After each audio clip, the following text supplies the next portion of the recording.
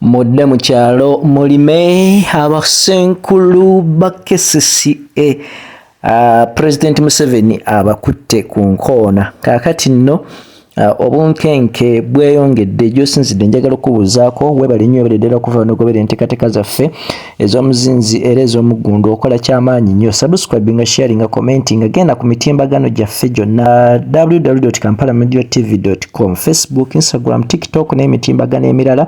Tweyongere okubanga tukuweereza gy'osinzidde mwana wa maama, mwana wa taata. Wetujjidde ku mpewo omulungi ampuliriza naawe angobereranga ebintu si birungi wetwogera mu kitongole wali ekya Kampala Capital City Authority oba kyosobola okuyita KCCA oluvannyuma lwa ssenkulu wa kuno Pulezidenti Yoweri Kaguta Museveni Tibuhaburwa okukwata ku nkoona ababadde bakulira ekitongole ekya KCCA. Okusinziira ku nsonda ennekusifu ge tujja wali munda mu State House era wakati ne ekiwandiiko kye tufunyeeko kopi, President Yoweri Kaguta Museveni agamba with immediate effect I dismiss the top leaders of Kampala Capital City Authority. Basebo ne banyabo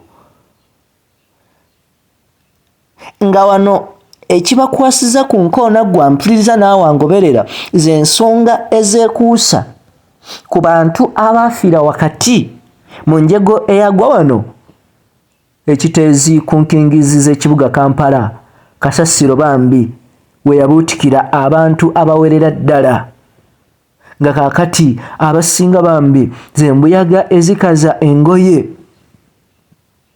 Bano President Museveni agamba nti bagenda maaso okubanga bakola kyosobola okuyita okulagajjala ne balagajjalira ku mirimu n'olwekyo tayinza genda maaso kubanga akkiriza abakulembeze abalagajjavu.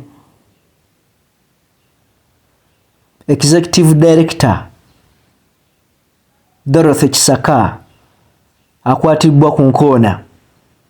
Deputy Executive Director wa KCCA Engineer David Rimbazi akwatibwa ku nkoona. Akulira Public Health mu KCCA Dr. Akero Daniel akwatibwa ku nkoona. Bano aragidde abantu bonna ng'olina obusobozi okubanga you apply obanga osaba omulimu gw'ebifo bino okikolerewo mbagirawo gwe bakukwanga obwami. N'olwekyo n'asaba ne minisita alondeyo abantu abagenda okubanga bakola mu kifo kino okumala ebbanga lya myezi 3 ab'enkalakkalira.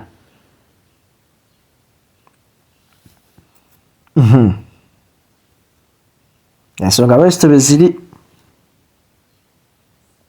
amawulire geego. Sijja kwongerako bigambo bingi, kola ekintu kimu, subscribinga, sharinga, commentinga, naye okimanye nti ebintu essaawa yonna bikyuka. Yenze Ssemaganda Moses Hope lwa Kampala Media TV yonna gy'osinzidde.